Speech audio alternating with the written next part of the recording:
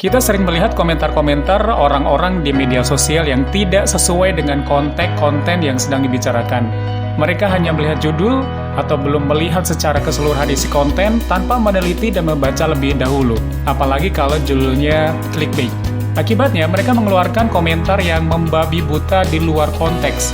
Dan kadang, netizen yang lain juga ikut latah. Yang penting rame dan nyinyir. Padahal biasanya kalau di zaman dahulu, mereka-mereka yang masih punya sedikit ilmu karena belum banyak baca buku, biasanya orangnya itu lebih banyak diem dan malu untuk bicara. Alasannya sederhana, takut kalau apa-apa yang dibicarakan itu salah dan tidak tepat. Namun coba lihat di sosial media kita hari ini.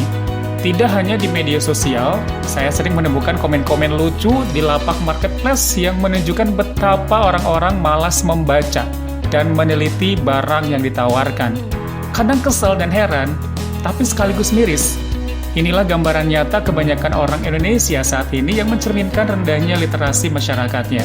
Akui saja meski pahit. Netizen Indonesia itu memang aktif, terutama aktif berkomentar, dan kritis, tetapi kritis perilakunya.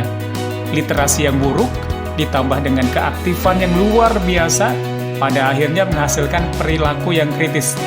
Singkatnya, keaktifan dan kekritisan netizen Indonesia bisa bilang justru menjadi salah satu penyebab rendahnya tingkat literasi. Karena pada kenyataannya, keaktifan mereka di media sosial tidak digunakan untuk membaca-baca informasi, melainkan untuk menelan mentah-mentah informasi yang mereka dapatkan dan kemudian mengambil kesimpulannya secara instan. Menurut Wikipedia Bahasa Indonesia, literasi adalah istilah umum yang merujuk kepada seperangkat kemampuan dan keterampilan individu dalam membaca, menulis, berbicara, menghitung, dan memecahkan masalah pada tingkat keahlian tertentu yang diperlukan dalam kehidupan sehari-hari. Oke, kali ini kita akan fokus kepada minat baca orang Indonesia aja ya. Lembaga Kebudayaan dan Pengetahuan PBB, UNESCO, menyebutkan Indonesia urutan kedua dari bawah soal literasi dunia. Artinya minat baca masyarakat Indonesia ini sangat rendah. Menurut data UNESCO, minat baca masyarakat Indonesia sangat memprihatinkan, hanya 0,001%. Artinya, dari 1.000 orang Indonesia, cuma 1 orang yang rajin membaca. Sebuah riset bertajuk World Most Literate Nation Rank yang dilakukan oleh Central Connecticut State University pada Maret 2016 lalu, minat baca masyarakat Indonesia dinyatakan menduduki peringkat ke-60 dari 61 negara soal minat membaca, persis berada di bawah Thailand di posisi ke-59, dan di atasnya ada Botswana di posisi ke-61. Padahal dari segi penilaian infrastruktur untuk mendukung membaca, peringkat Indonesia berada di atas negara-negara Eropa. Tetapi ada fakta yang cukup mencengangkan terkait kebiasaan orang Indonesia di media sosial. Tercatat 60 juta lebih penduduk Indonesia memiliki gadget, atau urutan kelima dunia terbanyak kepemilikan gadget. Lembaga riset digital marketing eMarketer memperkirakan jumlah pengguna aktif smartphone di Indonesia lebih dari 100 juta orang. Dengan jumlah sebesar itu, Indonesia menjadi negara dengan pengguna aktif smartphone terbesar keempat di dunia, setelah Cina, India, dan Amerika.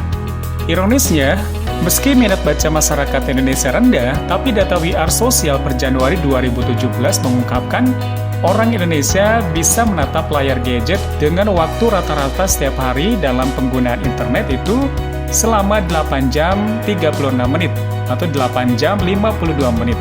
Tidak heran dalam hal kecerewetan di media sosial, orang Indonesia berada di urutan kelima di dunia.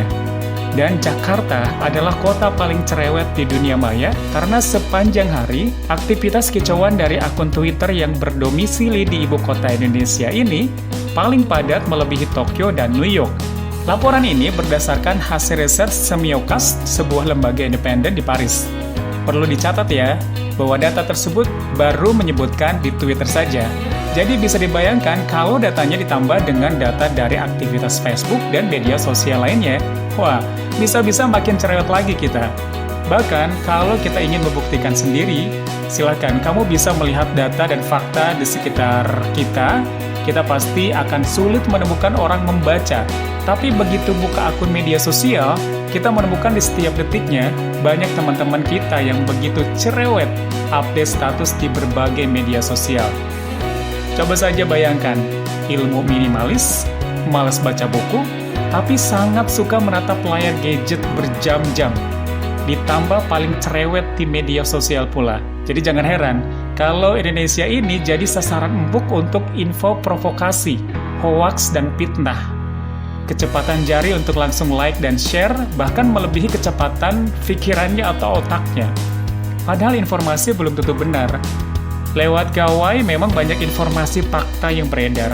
Sayangnya informasi yang mereka dapatkan juga bukan berasal dari media yang bisa dipercaya, melainkan dari media sosial yang lebih banyak dipengaruhi oleh opini bukan fakta. Bahkan, sebaliknya mereka malah percaya dengan portal-portal fake news dan akun-akun penyebar hoax. Nah, tidak sedikit pekerja media juga yang cenderung mengejar clickbait dan menjadikan laman yang kredibilitasnya diragukan atau orang yang tidak kompeten menjadi sumber berita mereka. Dan sekarang banyak situs opini yang bias, menyerang, dan tendensius pada satu kelompok atau golongan. Mereka bisa mengambil hati dan perasaan pembaca dengan storytelling yang sangat menarik yang mereka buat. Dan kebenaran menjadi tidak penting. Kredibilitas nama medianya apalagi sudah tidak dilihat lagi oleh masyarakat kita yang malas baca dan cerewet tadi.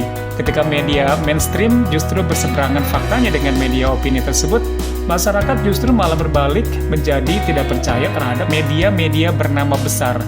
Jadi yang mengganggu bukan hanya media sosial berisi hoax saja, tapi juga media fake news yang menyebarkan opini yang terpolarisasi yang sekarang banyak banget. Edukasi dan peningkatan minat baca kepada masyarakat Indonesia tentang informasi yang kredibel sangat dibutuhkan untuk menangkal hoax yang belakangan ini banyak disebarkan oleh kelompok-kelompok yang tidak bertanggung jawab. Dan edukasi bagaimana pentingnya membaca agar kita lebih pintar tentunya.